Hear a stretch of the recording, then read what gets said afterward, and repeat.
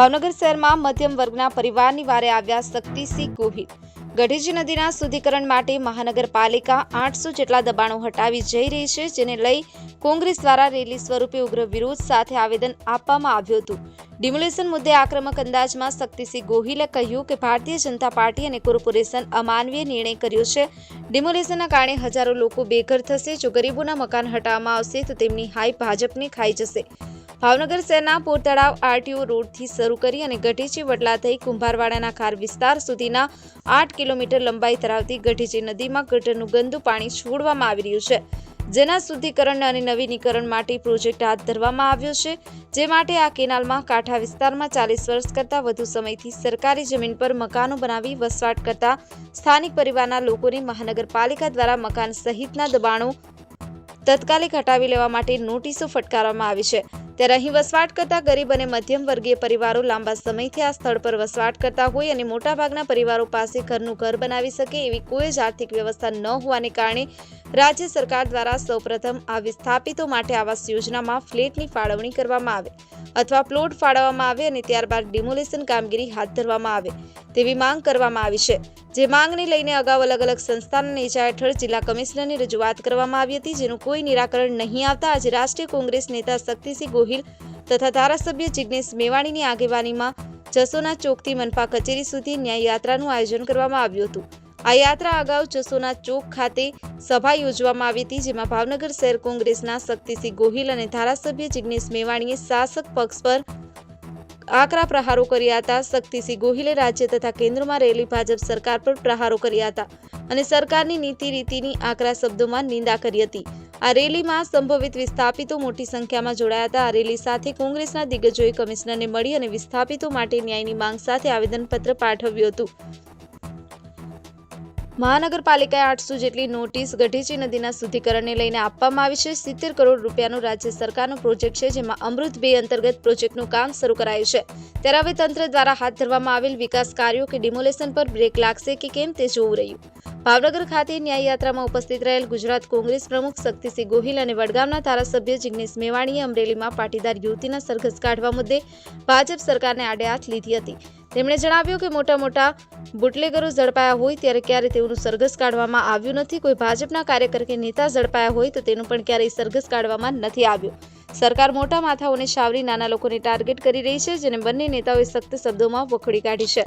Third આઈ express news Ramesh સત્યની સાથે।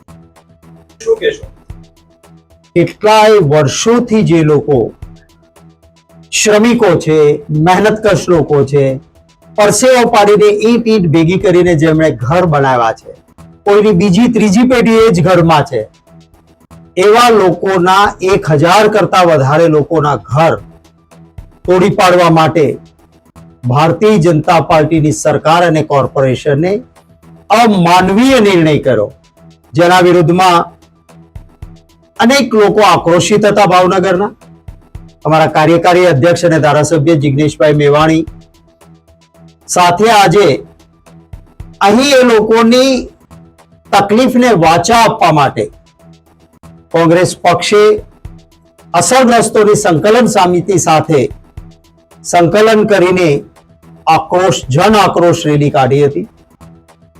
કોર્પોરેશનના કમિશનરશ્રીને અમે મળ્યા છીએ। એમને કહ્યું છે કે સુપ્રીમ કોર્ટે પણ વારંવાર કહ્યું છે કે માનવીય અભિગમ રાખવાનો, કોઈનું ઘર તોડવું હોય તો વૈકલ્પિક વ્યવસ્થા આપવાની। એમણે કહ્યું કે કેટલીક બાબતો એ નીતિ વિષયક છે, હું સરકારને કહીશ એવું એમને ખાતરી આપી છે। ત્યારે હું આપ સૌના માધ્યમથી ભારતીય જનતા પાર્ટી શાસનમાં છે એમને પણ કહેવા માંગુ છું કે આ પ્રકારનું અહંકારી વલણ એ વ્યાજબી નથી। હજી સુધી અસરગ્રસ્તો સાથે ડાયલોગ નથી કર્યો। કદાચ કોઈ બહુ જ જરૂરી હોય અને મકાન હટાવવું પડે એમ હોય તો એને વૈકલ્પિક વ્યવસ્થા આપવી જોઈએ। આવાસ યોજનાના મકાનો તૈયાર છે, વગર ડ્રોએ આવા અસરગ્રસ્ત લોકોને મકાન આપે, પૂરી વ્યવસ્થા આપે તો બહુ જ જરૂરી હોય ત્યાં લોકો તૈયાર છે।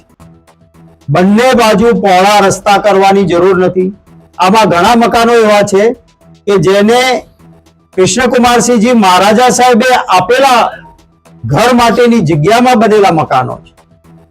રાવણા હકના આવા મકાનો હોય છે જેનો બીજો કોઈ આધાર ન હોય, આઝાદી પહેલાથી એમને મળેલું છે અને રહે છે, ત્યારે કોઈ પણ જાતના માનવીય અભિગમ વગર આ તોડાય તે વ્યાજબી નથી. એના વિરુદ્ધમાં અમે આજે વાત કરી છે.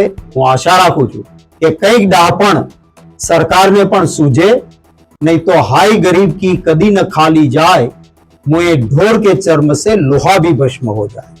આ હાય છે એ ભાજપને ખાઈ જશે.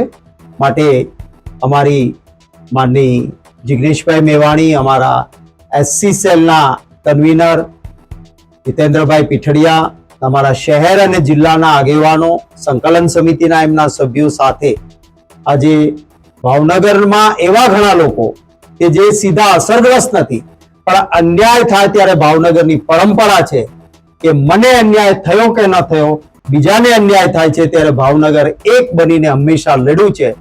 એ જ પરંપરા આજે અહીંયા જોવા મળી છે.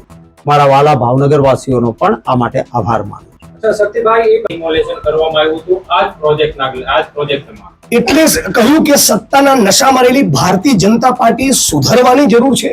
એ હાઈકોર્ટ અને સુપ્રીમ કોર્ટની ઉપર નથી, ગુજરાત અને દેશની જનતાની ઉપર નથી. ગુજરાત અને દેશની જનતાના લોકોનું, નાગરિકોનું સન્માન કરવું જ પડે.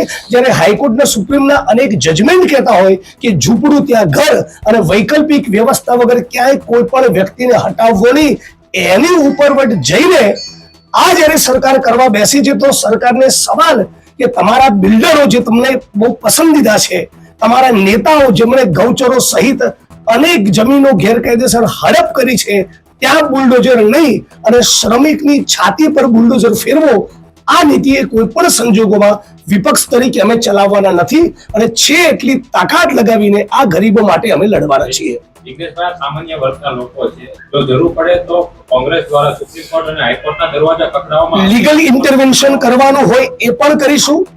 આવેદન પત્રો પણ આજે આપ્યા અને રોડ ઉપર ઉતરી કાનૂન અને બંધારણના દાયરામાં રહીને જે પણ સંઘર્ષ, જે પણ ચળવળ કરવાની હશે એ પણ કરીશું. ગરીબોની પડખે કોંગ્રેસ હંમેશા રહી છે, આવનારા દિવસોમાં પણ રહેશે. આજે જોડાયા છે રેલીમાં, પણ શું કહેશો? કોંગ્રેસ હંમેશા જ ગરીબોની, વંચિતોની લડાઈ લડે છે. આપે જોયું રાજકોટ અગ્નિકાંડના મુદ્દે 31 વર્ષે કોંગ્રેસ પક્ષે રાજકોટ શહેર બંધ કરાવ્યું. રાજકુમાર પાંડેને જે બેહુદું વર્તન કરેલું એનો પણ જવાબ આપ્યો. મહીસાગરના જાતિવાદી કલેક્ટરની વિરુદ્ધમાં પણ લડ્યા. પેપર લીકનો મુદ્દો હોય કે ડ્રગ્સનો મુદ્દો હોય, એની સિવાય યુથ કોંગ્રેસ એક જિલ્લા તાલુકામાં ઉઠાવે છે, એમ આ મુદ્દે પણ લડીશું.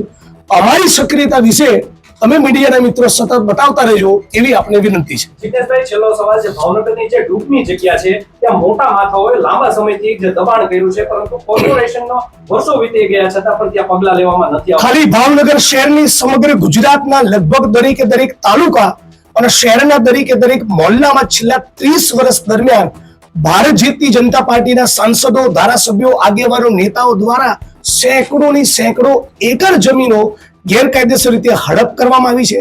એમાં ઇલીગલ બિલ્ડિંગો બની, દુકાનો બની, કન્સ્ટ્રક્શન થયા. એ છતાં એનો એક પણ કાંકરો ખરતો નથી અને ગરીબ માણસોના આશયના ઉજાડવા તૈયાર થયા છે. આને ગુજરાતની જનતા જોઈ રહી છે.